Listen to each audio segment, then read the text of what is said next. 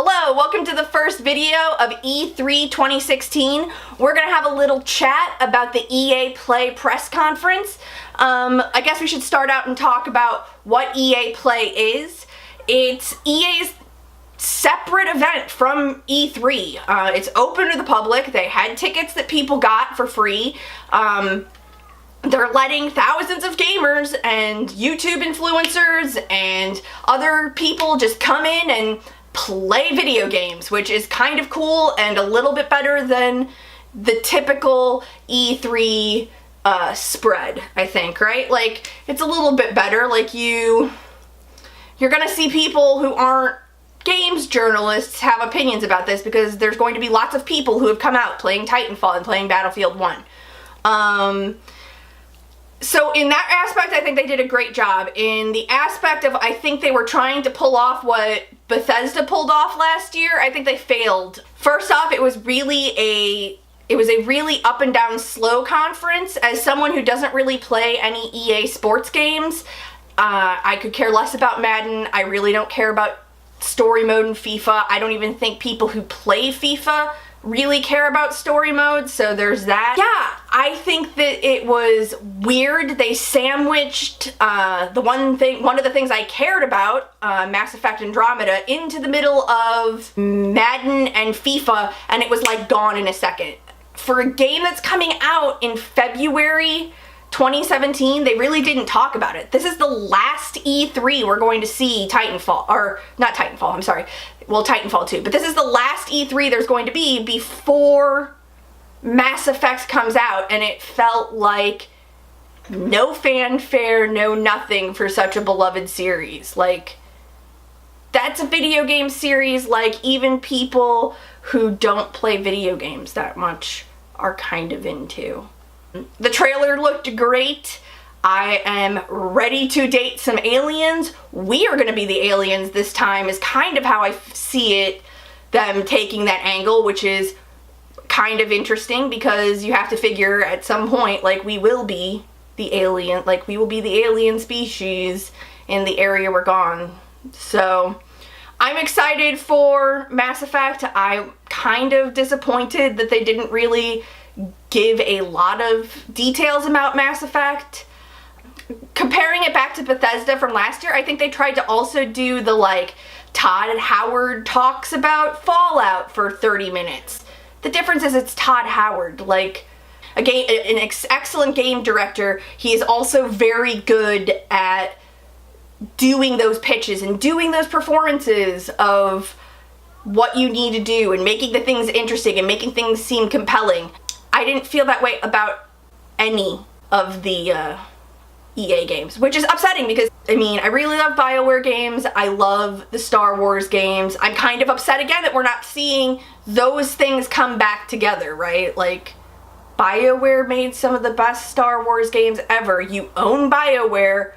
You have the trademark for Star Wars. As much as I love Amy Hennig games and as confident I am in Jade Raymond, I really think that that's a missed opportunity, and they didn't tell us anything we didn't know about the Star Wars games. We saw 3 seconds of the Amy Hennig game, which was an awesome 3 seconds, but we didn't really see anything.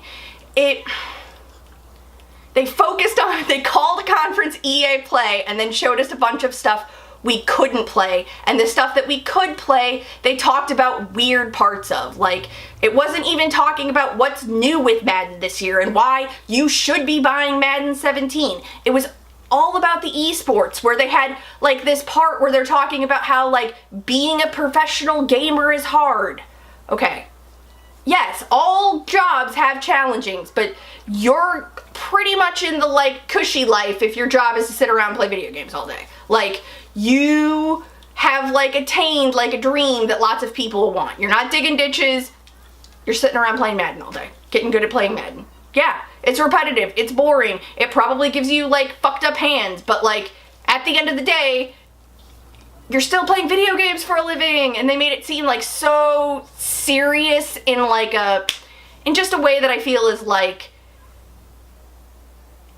I don't know, sports do that too. they make everything so serious, and they're trying to sell the drama of it like it's like a male fantasy soap opera, but like, I just can't like ever buy into that part of it. Like, it's a game. People are playing a game for a living, or they're playing video games for a living. Like, we should be like, yeah, this is awesome, not like, oh my god, my struggles, because like, really? I don't know. It just rubbed me the wrong way. Maybe you didn't like it. Let me know what you thought about it in the comments below. They also showed off Titanfall 2, which I'm super excited about. I have played a couple hours of Titanfall. I wasn't super into the controls. I had trouble learning to wall run for some reason. Like, I could not get through that first tutorial part of it very easily, which I felt like super frustrated with because I didn't really seem to have that problem in Call of Duty that year or anything else. I only played a few hours. I didn't have it. My boyfriend bought it when he got his Xbox One, so we played that. I did like a lot of the like the aim assist pistol that like let you just lock on and shoot it. I thought that was pretty cool. I did like all the mech stuff, and it seems like they're taking that to like its logical next conclusion. We're gonna have 6 new mechs with different abilities, so like Titanfall Watch, yeah, Titan Watch instead of Overwatch and Titanfall, it's Titan Watch. Yeah, so we'll have that. It'll be good. I think the gameplay looks a lot faster, which I like. The areas look better. They don't look so like they don't look so drab. Abelard says you don't mind things that are drab. I'm brown, man. What's wrong with me? Nothing, buddy. So they don't seem quite as like, dead, I feel like. I don't know, there was just something about the maps in Titanfall that weren't like exactly, they were kind of that holdover from the old like way of like dark and gray and brown. The maps seem a little bit lighter. I do like everybody's name up above your character. And the thing that got me most excited about Titanfall 2 was the single player, because they've now made it so that the mechs are like almost sentient beings. So like they talk to you and they can reason and they can tell you things, and it's going to be a story of you and a mech, which is awesome. I want my friend Mecharo to like come hang out with me, right? Like, isn't that like everyone who plays video games' dream, is to like have a giant mech buddy that you like fight with in combat, and he's like there for you, and he like sees you and grabs you and picks you up and protects you. Like, I think like that story could be great. It's also by the people who did Call of Duty 4. I think it's Call of Duty 4. So it should be exciting. I hope it's not the super linear Call of Duty crawl behind, look at someone's butt for 20 minutes while you're doing those kind of things. Like, I hope they incorporate the mech a little bit more in better ways. But yeah, I'm super excited for a multiplayer, or for that single player game, when I was kind of just like whatever about that game. So mission accomplished, EA. You got me on the hype train for Titanfall. We already talked about Mass Effect. I'm really not bored. I'm really sad that we didn't see it. Everything we saw looked sick. Like, looked super sick, but like there just wasn't enough of it. It's coming out in February. Like, I'm having a dilemma of, am I going to play Persona 5 when it comes out all the way through, or will I just play Persona 5 until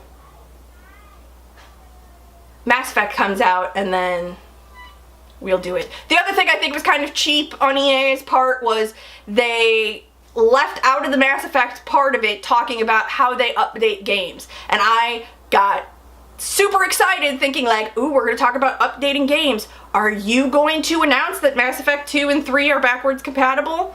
And no, they just didn't, which is like annoying. As soon as multi-disc backwards compatibility was available, which it is now with Deus Ex, the director's cut, that what I was hoping that EA would do it. Maybe they're waiting to save that bombshell for the Xbox One conference in the morning, so I'm not super upset, but yeah. And then we talked about FIFA, don't care about FIFA. I have friends who play it, I just don't care. It's on the Frostbite engine, which is interesting. Now it seems to be like everything that EA makes is on the Frostbite engine, from first player games to team games to competitive multiplayer games. Like, that engine seems to be the money invested in the tech of that engine seems to be paying off for them. So, good for Titanfall. And then we got Star Wars, and they've made this whole, like, Jade Raymond came out, and it's awesome to see her, and I love when they, like, let her come out, because she's fucking a badass, and, like, she just doesn't take people's crap, and I love it, and I love her, but, like, she didn't tell us anything new. It was all the same things we've heard about Star Wars for the past couple years. Like, literally all the same things we've heard about Star Wars for the past couple years. We know this. They showed us a video with a guy drawing R2-D2, and then the R2-D2 comes in, and it's all this stuff, but, like, there's nothing behind it.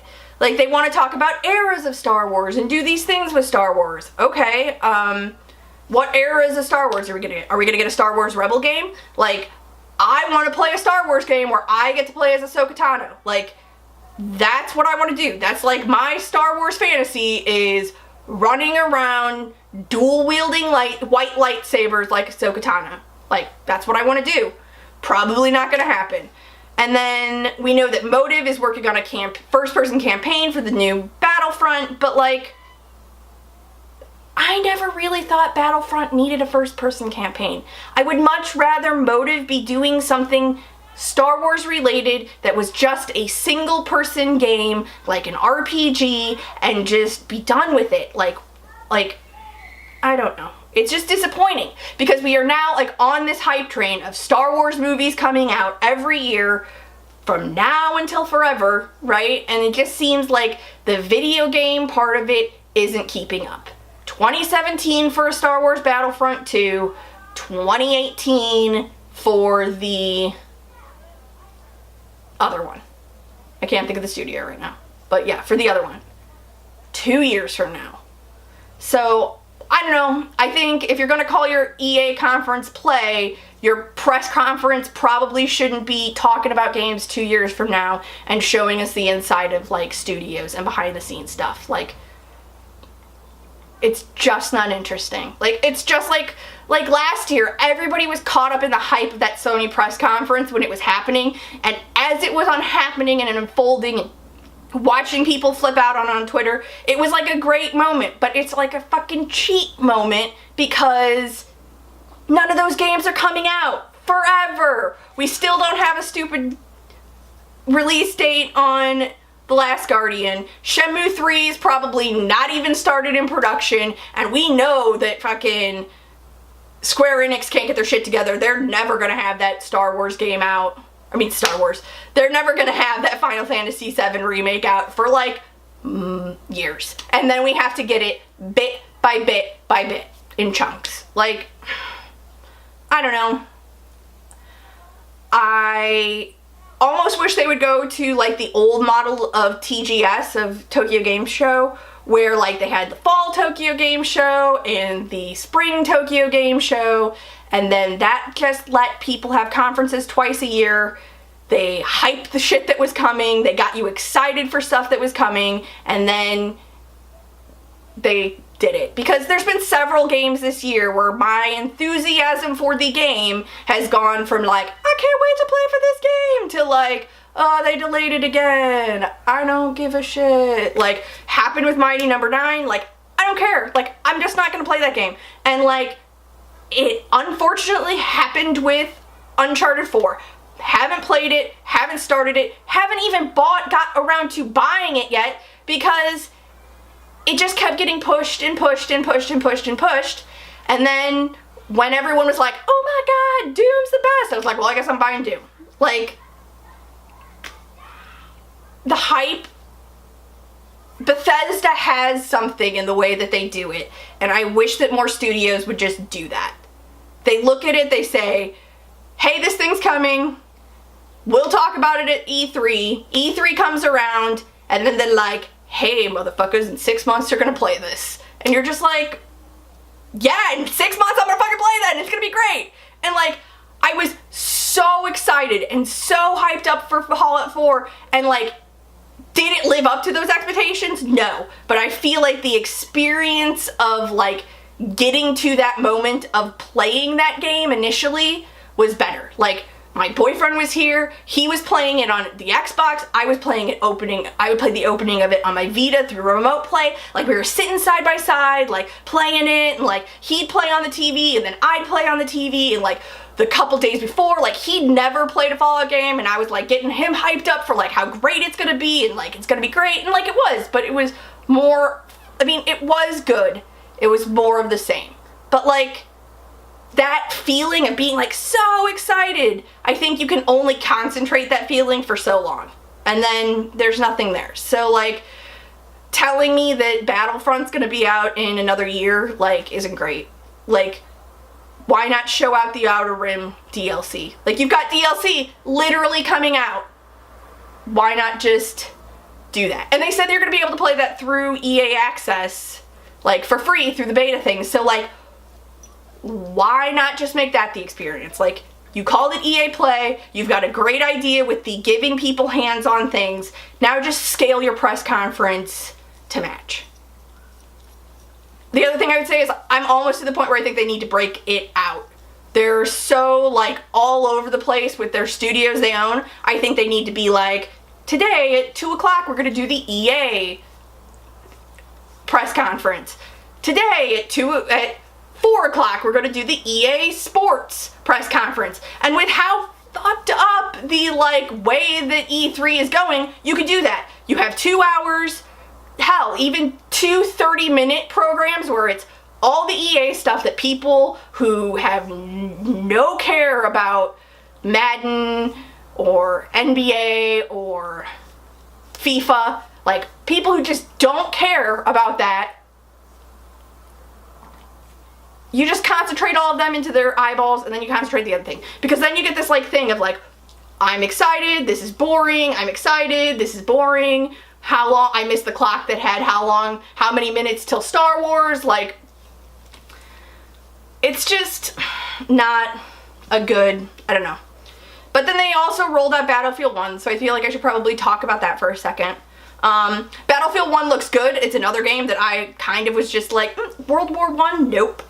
Like, kudos for going backwards instead of going into like weird future forward, but like, as someone who knows a little bit about history, like, shitty guns, shitty tanks, like, shit that doesn't work, like, not really into it, but they seem to be making it compelling, and the airship sold me. Like, I watched them do the multiplayer, the 64-player multiplayer event after their press conference, and like, Snoop Dogg came out and was like high, and so was Jamie Foxx, and like, Zac Efron were talking about getting high. Like, I think the entire like Battlefield 1 people were like all baked out of their mind playing this, which is whatever, like, enjoy. But the airship sold me. Watching how, and not even from a gameplay standpoint, but from like a technical aspect of like, DICE is out there making games that look good and have interesting things go on in them. Like, the airship comes down out of the air, crashes, and like, you're left with it. And like, the only thing I can think about in my stupid nerd brain is, oh my god, what if that happens with Star Destroyers? What if you can have people shoot Star Destroyers out of the atmosphere and crash down in the next Battlefront?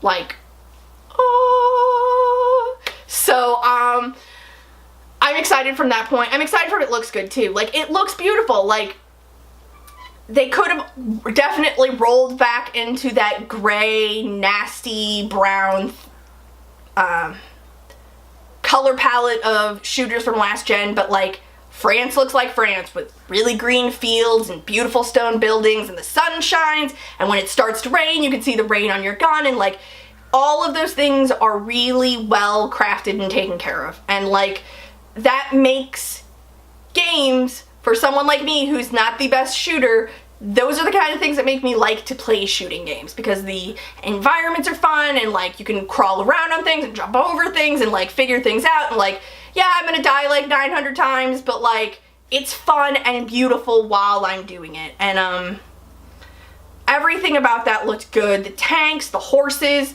they had a couple people do the bayonet kills, which I think is really like smart. Like, you do the bayonet kill where you like, it like, if you engage the bayonet, it gives you like an extra like fury boost, like you fucking are just raging out and like, ah, but that's all you can do. So it really makes you like risk reward a lot of those things, and I feel like that's kind of the beautiful thing about Battlefield, is like, it feels a lot more risk reward than Call of Duty. I literally have no interest in Call of Duty this year, like none. I'm just not into it. Like, there's not really anything I think they can do that can make me into it. But I am going to wrap this up because it is 5:30 and Bethesda will be starting in 30 minutes, and I want to make some tea, eat some food, play with puppies, do all those things. But I am so glad you decided to stop by and check out what happened at EA and what I thought about it. Please, if you enjoyed this video, give it a giant thumbs up, like it, subscribe, tell your friends, be like, hey, there's this girl talking about video games and she's pretty cool. So, and yeah, that's it. So I will see you later, very soon, for the Bethesda thing. And you want to get a hold of me, engage with me, leave a comment below. You can follow me on social media. I'm Lethal Cupcake on Twitter, 12-ounce Bee House pretty much everywhere else, and I will see you guys real soon. Have a great day. Bye.